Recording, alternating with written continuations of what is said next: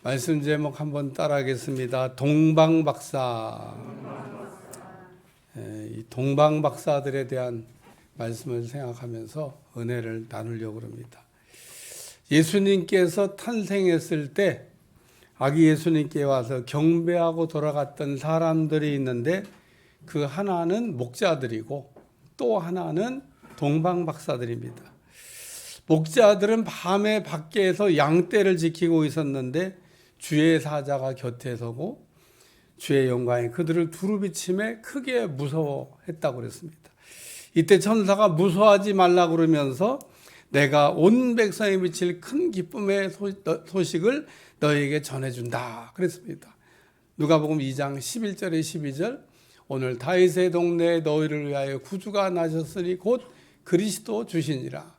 너희가 가서 강보에 쌓여 구유에 뉘어 있는 아기를 보리니 이것이 너희에게 표적이니라 하더니 천사들이 목자에게 나타나 가지고 아기 예수님의 탄생 소식을 알려줬고 목자들은 천사들이 전해준 말을 듣고 유대 땅 베들레헴으로 빨리 가서 주께서 우리에게 알려주신 이루어진 일을 보자고 했고 목자들은 마리아와 그리고 요셉 구유에 놓인 아기를 찾아보고 천사들이 아기에 대하여 했던 말을 이렇게 전했고 마리아는 이 모든 말씀을 마음에 새겼다.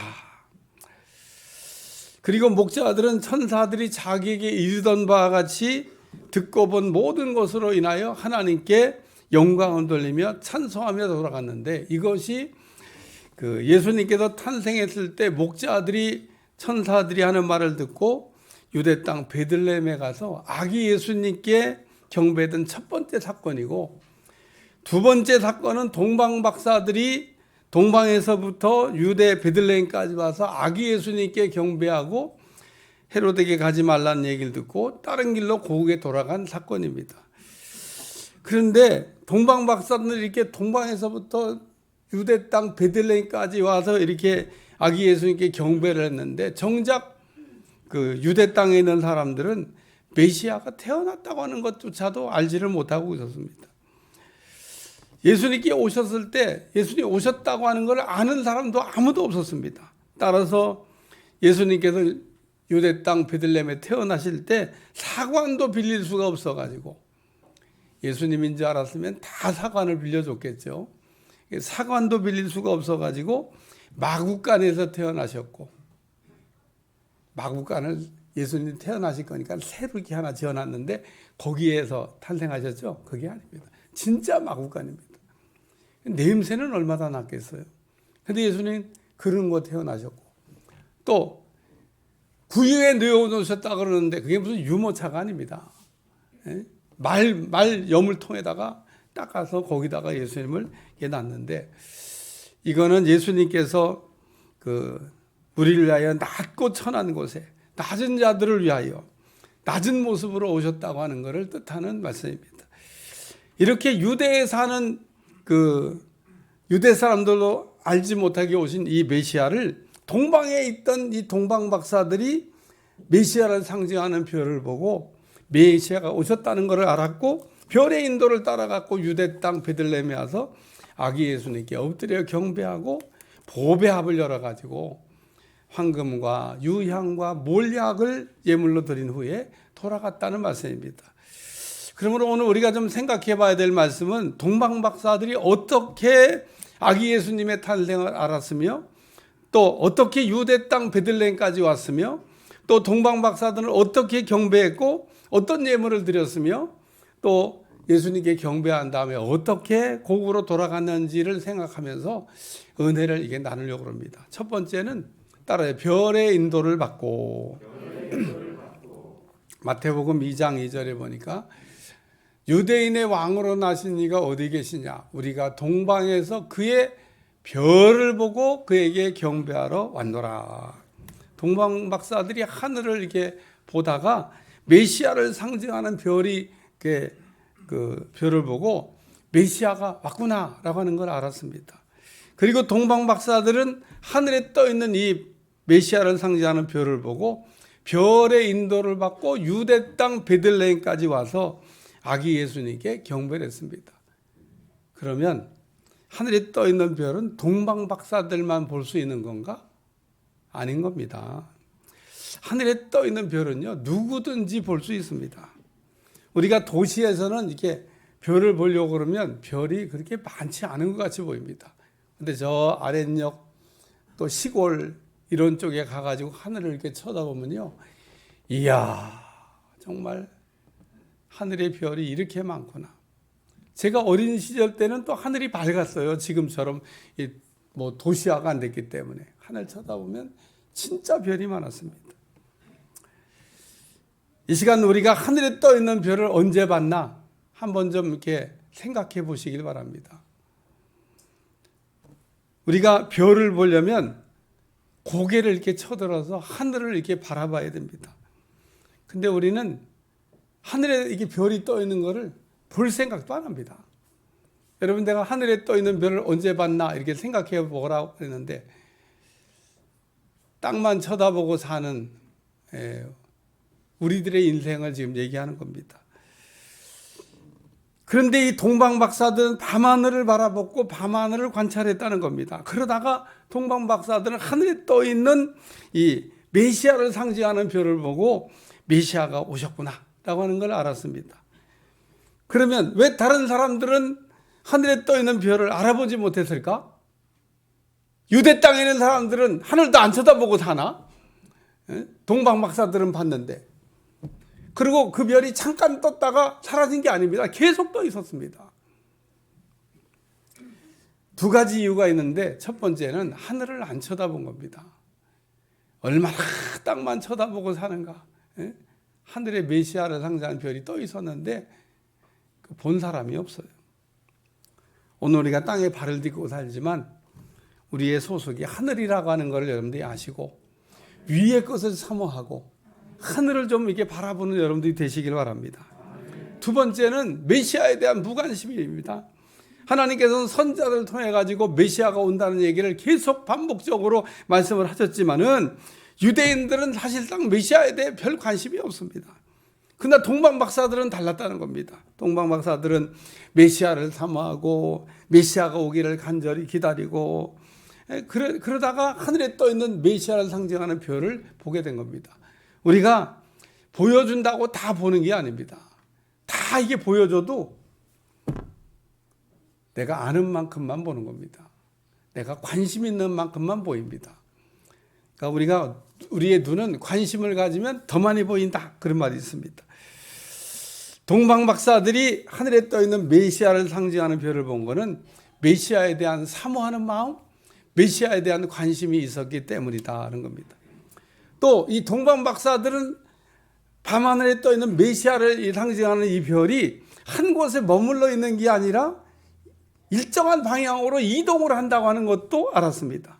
그러므로 동방박사들은 이 별이 그 움직이는 방향을 따라서 자신들의 삶의 방향도 움직였습니다. 나 우리가 아는 대로 하늘에 떠 있는 별은 항상 보이는 게 아닙니다. 날이 어두워졌다든지 또는 날씨가 안 좋다든지 그러면 별이 안 보여요. 그럼 어떻게 되죠? 동방박사들은 별이 보일 때까지 아마도 기다렸을 겁니다. 왜? 별을 보고 가야 되니까. 별이 안 보이는데 무슨 수로 가겠어요? 그러니까 오늘 우리가 하나님의 인도를 받는 것도 똑같은 겁니다. 아니 별을 보고 가야 될 거 아니에요, 별을? 우리는 그냥 우리 마음대로 막 가놓고 하나님이 내 삶을 다 책임져 줄 거라고 책임 안 져줍니다. 내가 사고를 친 거는요 고스란히 내가 받아야 됩니다. 하나님이 역사하신 거래야 하나님이 책임져 주지 않겠어요?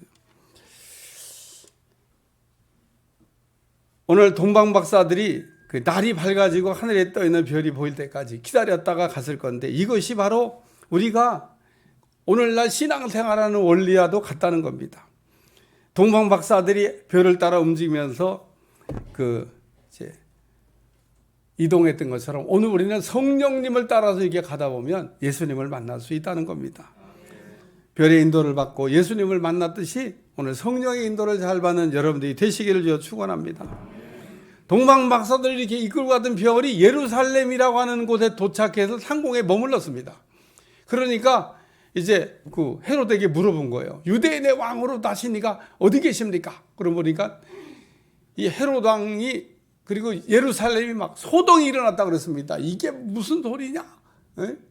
그리고 대제사장 서기관들을 불러갖고 뭐좀 동방의 박사들이 와가지고 유대인의 왕으로 나시니가 어디 나신다 그러는데 그거 좀 알아봐라 그랬더니 미가 선지자의 예언에 의하면 유대 땅 베들레헴에 나신다고 합니다. 다시 동방 박사들 불러갖고 베들레헴에 난다고 베들레헴에 가가지고 자세히 알아보고 혹 그 유대인의 왕으로 나신 이를 찾으면 다시 와갖고 나한테 보고하라. 나도 가서 경배하게 그렇게 얘기했습니다. 듣기는 좋은 말인데 아닌 것 같아요. 그래가지고 동방 박사들이 다시 이제 왕의 말을 듣고 나왔는데 예루살렘 상국에 머뭇던 이 별이 문득 이동을 시작해서 가다가 베들레헴이라고 하는 곳에서 머물렀는데 그 앞에 집에 들어가 보니까 아기 예수님이 거기 있어가지고 아기 예수님께 경배하고 또 준비했던 예물 드리고 돌아갔다. 그 얘기입니다. 이야, 참 우리가 인생을 살면서 나이가 들수록 말 잘 들어야 되는 게 몇 가지 있다 그러잖아요. 그 중에 내비게이션을 말을 잘 들어야 된대요. 내비게이션이 우리 길을 인도하는데 말 안 들으면요 진짜 고생합니다. 모르는 일 가거든 그냥 무조건 내비게이션이 가란 대로 가면은 참 편안하게 목적지까지 이끌어줄 줄로 믿습니다.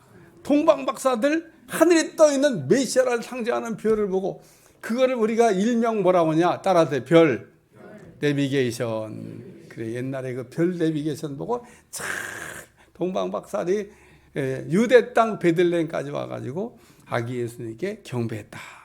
오늘도 동방 박사들이 별을 보고 별을 따라 움직이며 별의 인도를 받고 유대 땅 베들레헴까지 와서 아기 예수님께 경배했던 것처럼 오늘 우리는 다시 오실 예수님을 지금 기다리고 있는데 다시 오실 예수님을 만나기 위해서는 오늘 우리가 성령님의 도우심을 받고 성령님의 인도를 받아가며 살 때 여러분이 한 사람도 낙오됨이 없이 다시 오실 예수님을 만나며 살게 되는 은혜가 임할 줄로 믿습니다.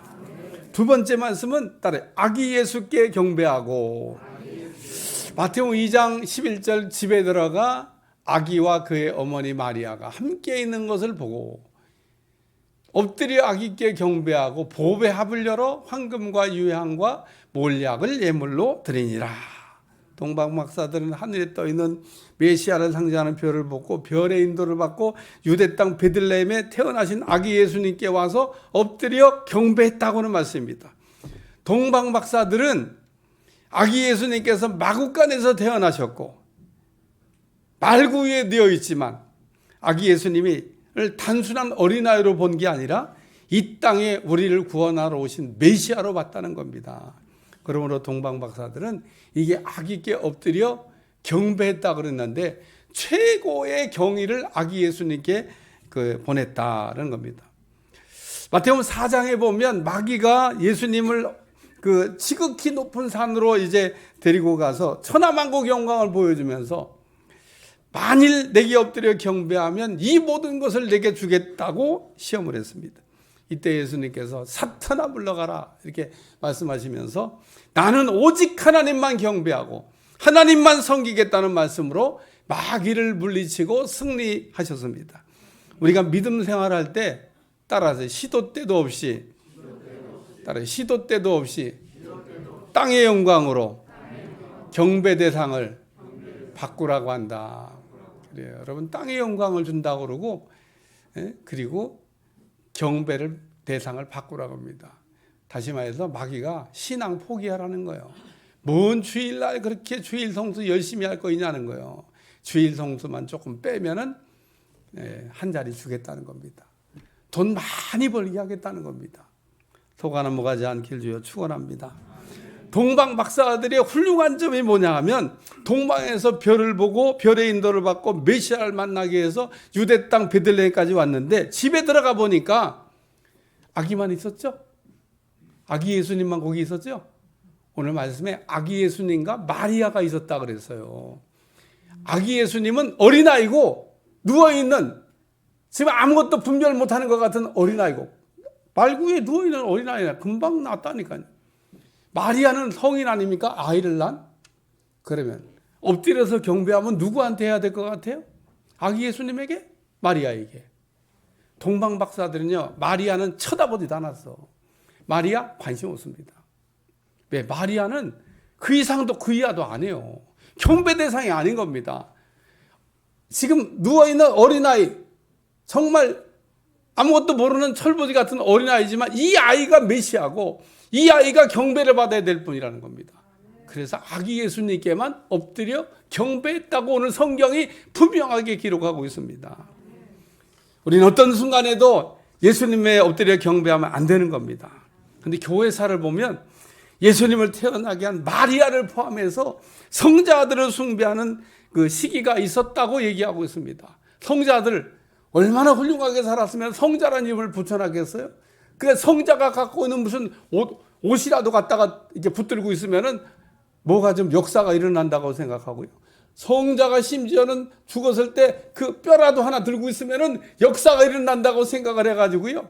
아주 이 성자는 입고 있던 옷부터 시작해서 그 사람 죽고 난 다음 뼈까지도 이게 아주 우상이 되어가지고 했던 시기가 있습니다. 그거 붙들고 있으면 뭐 역사가 일어난다나. 뭔 역사가 일어나요? 예수님을 붙들어야지.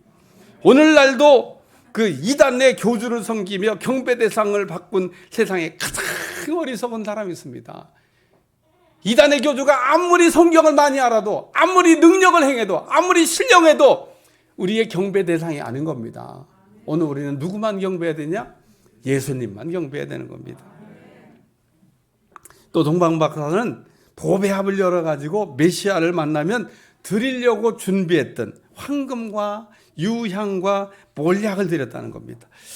동방박사들은 아기 예수께 드린 황금은 유대인의 왕으로 오셨다는 뜻입니다. 그래서 이 황금이 뜻하는 의미가 뭐냐? 예수님은 왕이십니다. 그래서 동방박사들이 예루살렘 도착할 때 헤로데에게 물어봤잖아요. 유대인의 왕으로 나신 이가 어디입니까? 이 황금을 받기에 합당한 분이 어디 있습니까? 라고 물어봤잖아요. 그래서 왕으로 오신 예수님께 그 왕이 받으셔야 될 예물인 황금을 드려서 영광을 돌렸다는 겁니다. 예수님 어떤 분입니까? 우리를 다스리시는 왕이 되십니다. 여러분 왕 대신 우리 주님의 다스림을 여러분이 잘 받으면 거기가 천국이라는 거예요. 천국이 어디에 있는 게 아닙니다. 왕의 다스림을 받고 왕의 통치가 임하는 곳은 그 어디나 하늘나라인 줄로 믿습니다. 왕이 안 계신 곳, 그게 바로 지옥인 겁니다. 그리고 유향, 이거 제사장이 쓰는 물건인데 유향은 성도들의 기도를 뜻하기도 합니다. 제사장은 하는 일이 기도예요. 성도들의 기도를 받아가지고 우리 하나님께 이렇게 하나님의 말씀을 받아갖고 성도 중보자가 되신다는 겁니다. 대제사장으로 오신 예수님. 그리고 몰약, 이건 그리스도를 상징하는 겁니다. 우리를 위해 죽으실 분. 마태복음 26장에 보면 마리아도 예수님께 머리에 옥합을 깨뜨려 부었다고 그랬는데 나의 장례를 준비하였느니라 이러고 얘기했습니다. 나의 죽음을 이 마리아가 예비했다는 거예요. 이처럼 동방박사들은 예수님이 십자가의 대속의 제물이 되실 걸 알고 예수님의 죽음을 예비한 몰약을 드렸다는 겁니다. 몰약은 일종의 방부제입니다. 예수님의 죽음을. 그러니까 동방박사들은 황금과 유향과 몰약을 준비해서 와가지고 예수님께 드렸다는 것은 예수님은 나의 왕이시고 예수님은 나의 중보자가 되시고 예수님은 나의 그리스도가 되신다고 하는 걸 알고 예물을 드려서 영광 돌렸다는 겁니다. 그러므로 오늘 우리는 엎드려 경배할 때 경배의 대상이 누군지도 분명히 알고 그 경배를 받으실 분에 드려야 합당할 예물이 뭔지도 알고 우리가 예배를 잘 드리는 여러분들이 되시기를 주여 축원합니다. 예수는 나의 왕이 되시고 나의 제사장이 되시고 나의 그리스도가 되신다는 거 잊어버리지 않기를 주여 축원합니다. 세 번째 말씀입니다. 따라 꿈의 지시를 받고 마태복음 2장 12절 그들은 꿈에 헤로데게로 돌아가지 말라 지시함을 받아 다른 길로 고국에 돌아가니라. 동방박사들은 별을 보고 별의 인도를 받고 예루살렘 도착할 때 헤로데게 묻기를 유대인의 왕으로 나실 리가 어디냐 이렇게 물어봤잖아요. 이때 헤롯은 동방박사들에게 미가 선지자 예언을 이렇게 얘기하면서 유대 땅 베들레헴에 태어나신대 라고 얘기했어요. 가가지고 찾거든 나도 경배하게 와서 보고해. 그러고 보냈습니다. 동방 박사들이 예루살렘에 도착하여 헤로데게 들은 유대인의 왕 나시니가 어디에 나신다고요? 베들레헴에 난다고. 유대인의 왕 나시니가 어디서 나는지를 동방 박사들이 드디어 알게 된 겁니다. 자, 그러면 여러분 예루살렘에서 베들레헴은 성지순례 가보시면 알지만 그렇게 먼 거리가 아닙니다. 어떻게 빨리 그냥 달려가면 되는 거죠? 안 갔습니다. 왜 안 가? 별의 인도가 있어야 되잖아요. 그러니까 별이 떠야 가는 거지. 뭐 그 얘기 들었다고 베들레헴이라고 알았다고 가는 게 아닙니다. 안 갔습니다. 그래서 왕의 얘기를 듣고 나오니까 그 하늘에 떠 있는 별이 문득 갔다. 문득 가더니, 따로 문득이란 말이 문득이란 말을 제가 사전에 찾아보니까 갑자기 갔다 이거요. 그러니까 예루살렘 창고에 떠 있던 이 메시아를 상징하는 별이 떠 있다가 갑자기 이동을 한 겁니다. 여러분, 갑자기 이동을 하면 따라갈 수 있어요, 없어요? 준비 안 된 사람은요, 못 따라가는 겁니다. 문득 가더라도 준비가 된 사람은 따라갈 수 있는 거예요.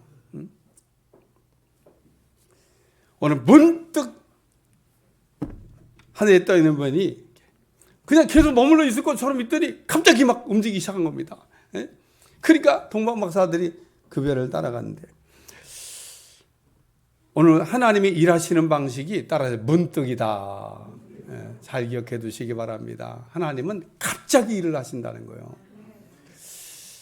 하나님이 역사하는 걸 여러분이 체험해 보시면 알지만, 어느 날 갑자기 막 아무것도 안 일어날 것 같더니 갑자기 뭐가 일어나는 겁니다. 그게 문득입니다.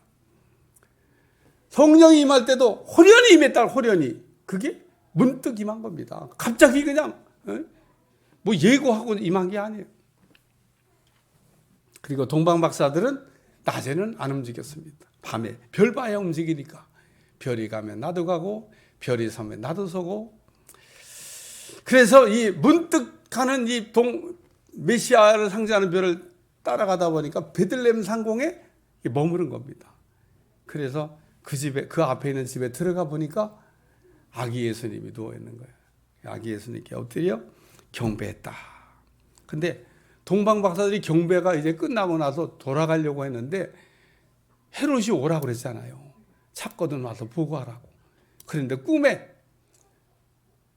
지시하심을 받아 헤롯에게 가지 마라. 그리고 지시를 받고 다른 길로 고국에 갔다. 그런 얘기입니다. 만약에 이 동방 박사들이 꿈의 지시를 받을 줄 모르면 그러면 어떻게 됐을까? 아마 가룟 유다같이 쓰임 받았을 겁니다.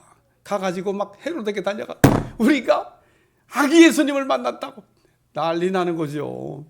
근데 동방 박사들은 이 꿈에 하나님의 음성 듣는 채널을 갖고 있어서 하나님의 인도를 잘 받고 갔다는 겁니다. 옛날에 무선 통신 회사에서는 모르스부호를 이렇게 썼는데 지금도 씁니다. 근데 그 직원들을 뽑게 됐는데 많은 사람들이 응시하려고 와가고 대기실에서 들어오라는 지시만 기다리고 있는데, 근데 어떤 청년이 늦게 왔는데 뭔가를 막 열심히 이렇게 듣더니 갑자기 일어나가지고 방을 뚜벅뚜벅 걸어 들어가는 겁니다. 그 들어갔다가 몇 분 있다 나오더니 나는 합격했습니다. 다 돌아가랍니다. 그러니까 이 사람들 우리는 아침부터 지금 기다렸는데 뭐 늦게 와가지고 먼저 뚝 들어갔다 나오더니 당신 합격했다고 그러고 우린 불합격했다고 그러냐. 안에서 모르스부호로 내 말이 들립니까? 내 말이 들립니까? 이 말이 들리면 안으로 들어오시기를 바랍니다. 그러면 당신은 일자리를 얻게 됩니다. 이렇게 계속 모르스부호를 치고 있었다는 겁니다. 다른 사람들은요 못 알아들은 거야. 못 들어갔는데 이 사람은 그걸 알아들은 겁니다. 여러분 재난 신호 정도는 알고 있어야 돼. 아주 국제 통용어입니다. 돈돈돈 쓰쓰쓰 돈돈돈. 이거 모르면요 어디 갇히면 구조도 못 받아. 한번 따라해봐. 돈돈돈 쓰쓰쓰 돈돈돈. 돈돈돈은요 점점점이고요. 쓰쓰쓰는 찍찍찍이야. 그래서 돈돈돈은 짧은 거 3개, 쓰쓰쓰는 긴 거 3개, 다시 짧은 거 3개. 그래서 돈돈돈 쓰쓰쓰 돈돈돈. 돈돈돈 쓰쓰쓰 돈돈돈. 이거 배가 만약에 뭐 이렇게 어려운 일 많아 조난당하잖아요. 그러면 무선사가 계속 돈돈돈 쓰쓰쓰를 칩니다. 그럼 가까운 데에 있는 배가 그 전파를 그 신호를 받으면 구조하러 가야 돼요. 왜냐하면 그 배가 지금 그 조난을 당했다는 거니까. 우리가 어디 뭐 이렇게 어디 갇혔을 때도 막 두들길 때도 그냥 막 당당당당 두들긴다고 구조해 주는 게 아니에요. 뭐 그냥 소리가 나나 보다 그런지. 근데 돈돈돈 스스스 돈돈돈 이렇게 치면은 그게 SOS라고 하는 조난 신호인 거예요. 조난 신호. 국제 표준어입니다. 그러니까 여러분, 하나님의 음성 듣는 꿈의 채널이든 다른 채널이든 하나님이 하시는 얘기를 잘 들을 수 있는 귀를 가지시길 바랍니다. 복 있는 사람이 어떤 사람이냐? 하나님이 얘기하는 얘기를 들을 귀를 가진 사람이에요. 아무리 얘기를 해도 못 알아들어. 그러니 딴 사람들은 아침부터 와가지고 종일 앉아있는데 이 사람 알아들으니까 들어가고 나는 합격입니다. 그러고 채용돼서 일자리를 얻는 거죠. 결론입니다. 동방박사들은 어떤 사람들입니까? 동방박사들은 메시아를 사모하고 밤의 별을 바라보다가 밤하늘에 떠있는 메시아를 상징하는 별을 받고 별의 인도를 받고 유대 땅 베들레헴까지 와서 아기 예수님께 엎드려 경배하고 동방에서부터 아기 예수님께 드리게 준비했던 황금과 유향과 모략을 아기 예수님께 드려서 영광을 돌리고 돌아갔다. 또 동방박사들은 아기 예수님과 마리아가 있는 걸 봤지만 아기 예수님께만 경배의 대상을 알았고 또 무엇을 드려서 경배해야 될지도 알았던, 야, 정말 동방박사들은 대단한 사람들이다 라는 생각이 듭니다. 그리고 동방박사들은 이제 고국으로 돌아갈 때도 꿈에 지시를 받고 헤로데게 가지 아니하고 다른 길로 해서 고국에 갔다. 우리에게 주시는, 우리에게 생각해야 될 귀한 메시지가 많은 말씀입니다. 동방박사들처럼 별을 이렇게 볼 수 있는 여러분들이 되시길 바라고, 별의 인도를 잘 받을 수 있길 바라고, 평생에 예수님 말 잘 섬길 수 있길 바라고, 그리고 꿈의 채널같이 하나님의 음성을 잘 듣는 채널의 귀를 가지시기를 주님 축원합니다. 기도하겠습니다. 하나님, 동방박사들처럼 우리가 믿음 생활 잘할 수 있게 도와주시고 예수님 우리가 믿음 생활하다 곁길로 가지 않도록 축복해 주옵소서. 예수님의 이름으로 기도합나이다. 아멘.